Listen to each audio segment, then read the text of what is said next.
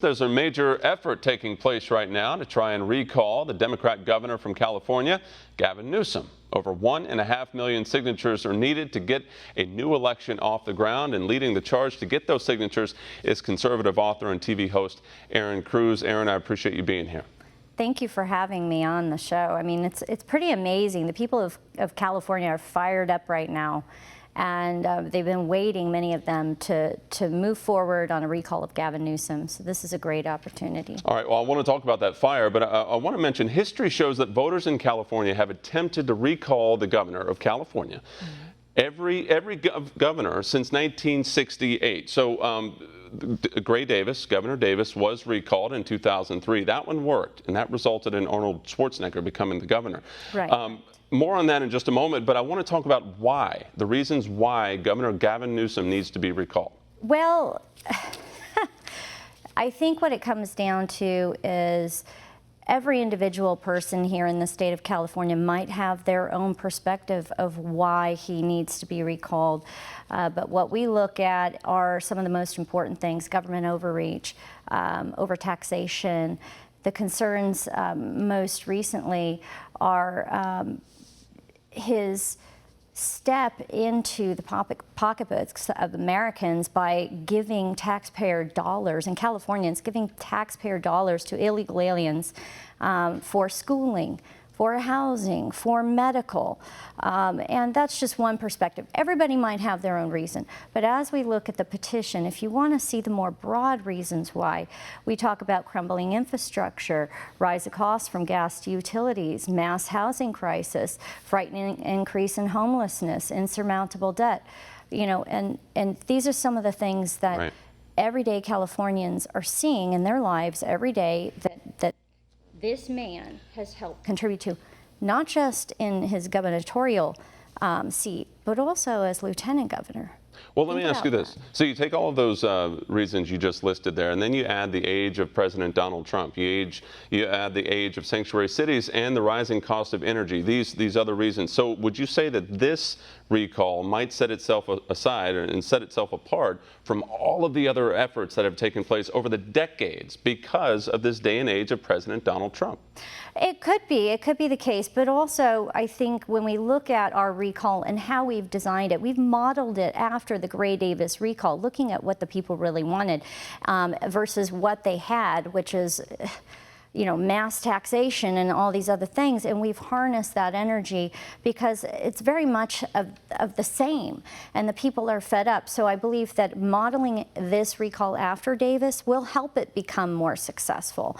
And not only did we just model the intent to petition, but we modeled the way that we're reaching the people, which is very grassroots. Right. Well, I've got the petition right here on legal size paper. Is this petition ready to go? This petition, ready to be signed? This petition right here, the 8.5 by 14 inch petition, has been approved by the Secretary of State. This is the official petition, has to be printed on 8.5 by 14 with a 1 inch margin at the top. It's extremely specific, but folks need to not let that be intimidating. If they need a copy, they can reach out to us and we'll help them get a copy. And then there are also drop-off locations, pickup locations, signing locations on our website where people can have the opportunity to sign a petition if maybe they aren't able to print one themselves. Okay, so if someone wants to see Governor Gavin Newsom recalled, they can't just donate money. They have to actually physically sign this sheet of paper. So how are you getting people motivated? It is a little bit of a complicated process, but how do you simplify? How do you get them motivated? What are you doing? Well, we're doing workshops, we're doing tutorials, and we're training some of the leadership here in the state in different clubs, groups, and parties, nonpartisan. We're training them on best practices to get this form filled very simply. We have a model where we show them each box where the information goes to fill within the lines, and then who needs to sign this bottom area. It's really simple. It just looks complex. The part is just reaching out. And if you have questions, we're here. We're answering all emails, all phone calls. Well, one question might be, can I take, say, 500, get them signed, and then have that friend and those friends have more petitions that are signed, and so it kind of works its way down. That's what's happening. That's what's happening. Okay. And in fact, a gentleman, I think last weekend, said that he printed 500. He went through them. He's printing another 3. And he's given out petitions that individuals are duplicating. What's important is that you follow the guidelines by the Secretary of State, which are on our website, and that anytime you are circulating a petition, you have voter registration cards on you. If somebody wants to register to vote, they have to be able to be offered that opportunity regardless of party, and then allow people to sign. This is something where everybody can be involved. We've had Democrats ask if they can sign.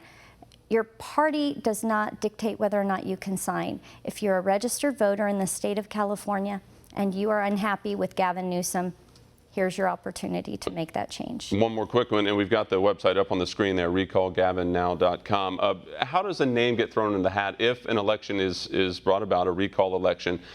How does a name get thrown in the hat? Is there someone that you'd like to see?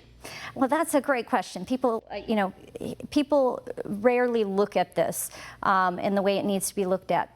I believe that many people will jump in the race, very much like what happened with Arnold Schwarzenegger, but the people are going to need to make that call and go to battle for who they want to see as governor of the state of California. And people have asked me if I would run. I've said no. I'll do this effort and I'll fight for you. But really, the people need to look to those who are out there in leadership and find and encourage those individuals who make a good governor to go for it. All right. Well, again, the website is there. This is a state-approved petition that's underway. As you said, it's ready to be signed. I'm sure we'll be talking to you more. All of this has to be done. 1.5 million signatures by mid-February? February 13th. We hope to send a love letter to Gavin Newsom on Valentine's Day. All right. Erin Cruz, we appreciate your time. Want to see more videos like this? Click on the link below and subscribe to One American News on YouTube. And call your cable provider and kindly demand that One American News is added to your lineup. Call and subscribe today.